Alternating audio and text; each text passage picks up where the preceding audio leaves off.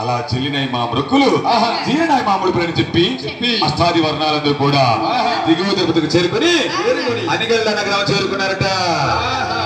అనిగళ్ళ నగరంలో బంగారు లక్ష్మీ తిరుపతమ్మను బంగారపు ఉయ్యాలలో కూర్చోబెట్టి ఎవరిళ్ళకి వారు వెళ్ళిపోయారట నాయన.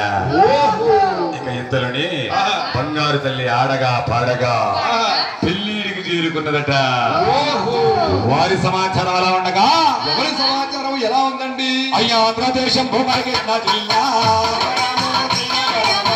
ఆంధ్రదేశం భూమరికృష్ణ జిల్లా నందిగామ తాలూకాలోనా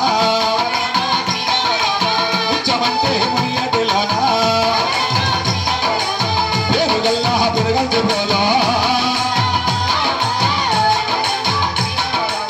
పేరుగల్లా పెరుగల్చి పోలో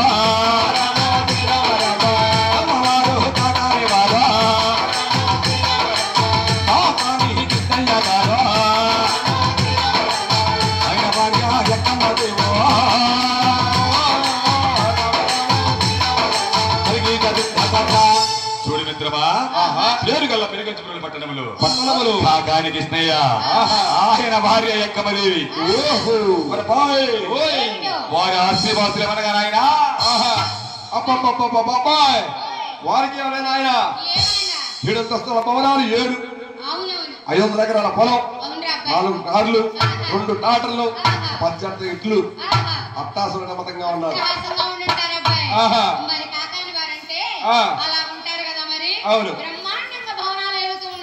అవును లేదు నాయన. మరి ఎలాగున్నారయ్యా? వారు కడు పేదవారు వారు పేదవారా? ఒక పూట తింటే 2 పూటల బస్తులుంటారు. వారికి సంతానం ఏమనగా నాయన అబ్బాయి వాళ్ళకి ఏమయ్యా 10-15 మందిని కడేసి ఉంటారు. లేదు నాయన, వారికి 20 కుమారులు. ఇద్దరేనా? అవును నాయన. పెద్దవాడు మల్లయ్య, చిన్నవాడు సిరిగల గోపయ్య. మన కళానాయకుడు ఒకనొక రోజున కాకాని కృష్ణయ్య గారికి ఒంట్లో బాగుండక మల్లయ్య వద్దకు వచ్చి అరే మల్లయ్య, ఈ జంగిలి మరుగుడిని మునియేటి పట్టుకు తోలుకొని వెళ్ళరా అన్నాడట. తండ్రి మాటలు కాదలేనటువంటి మల్లయ్య జంగిలి మరుగుడిని తోలుకొని అలా మునియేడు దాపుకు వెళుతూ ఉన్నాడట. అలా వస్తూ ఉన్న వారిని ఎవరు చూసారయ్యా? ఇంకెవరు నాయన? తన ఈడువారు తోడువారు చూసేమనుకుంటూ ఉన్నారయ్యా. దూరంగా వస్తున్నాడు చూసావా? అడుగడుగో నెత్తి తరగొట్ట కట్టాడు, కర్ర చేతిలో పెట్టుకున్నాడు. ఎవరబ్బాయి? నువ్వు సుక్కడాలు తీపించుకోవాలి, అప్పుడే నీ టైం అయిపోయింది. కాకాని కృష్ణ గారి పెద్ద అబ్బాయి మల్లయ్య. అవును. వాళ్ళు చూస్తేనేమో అలా ఉన్నారు. అబ్బాయి వాడు మన ఈడువాడు, జోడువాడు. నీకు పెళ్ళైంది, నాకు కళ్యాణం అయింది. కళ్యాణం అంటే ఒకటి, పెళ్లి అంటే ఒకటి, 2 ఒకటి కాదా? 2 ఒకటేనంటావా? అబ్బాయి మన ఇద్దరికి పెళ్లిళ్ళు అయితే పిల్లలు పుట్టారు. వాడేంద్రా నాయన ఇంతవరకు పెళ్లి పేరంటలు లేకుండా అట్టా ఉన్నాడు. అమ్మాయి కాకాని కృష్ణ గారు అబ్బాయి మల్లయ్య కడు పేదవాడు. అవునవును. జంగిలి వరగుడ్డి కాసుకుంటారు, అవునవును, కట్ట పేడలు అమ్ముకుంటారు. అబ్బా అమ్మాయి ఒక పూట తింటే 2 పూటల పస్తులు ఉంటారు. అవునబ్బా, ఎవరి పిల్ల ఇచ్చి ఎవరి గొంతుకు వస్తారయ్యా? ఆ మాటలు విన్నటువంటి మల్లయ్య పరుగు పరుగున తన తండ్రి గారి వద్దకు వచ్చి పట్టు ఉన్నాడయ్యా. అయ్యో తండ్రి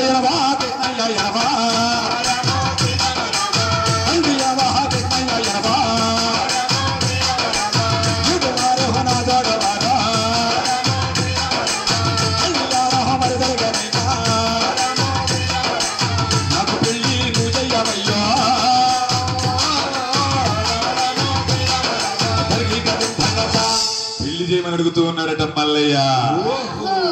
మాటలు విన్నటువంటి కృష్ణయ్య చూడరా మల్లయ్య, నాన్నగారు మనం కడు పేదవారం కదా. అవునండి. ఎవరింటికి వెళ్ళి పిల్లని అడగమంట? నాన్నగారు తూర్పు పడవర ఉత్తరం దక్షిణం ఈ 4 దిక్కులలో ఏ దిక్కుకైనా వెళ్ళి అక్కడ సంబంధం నాకు తీసుకురండి.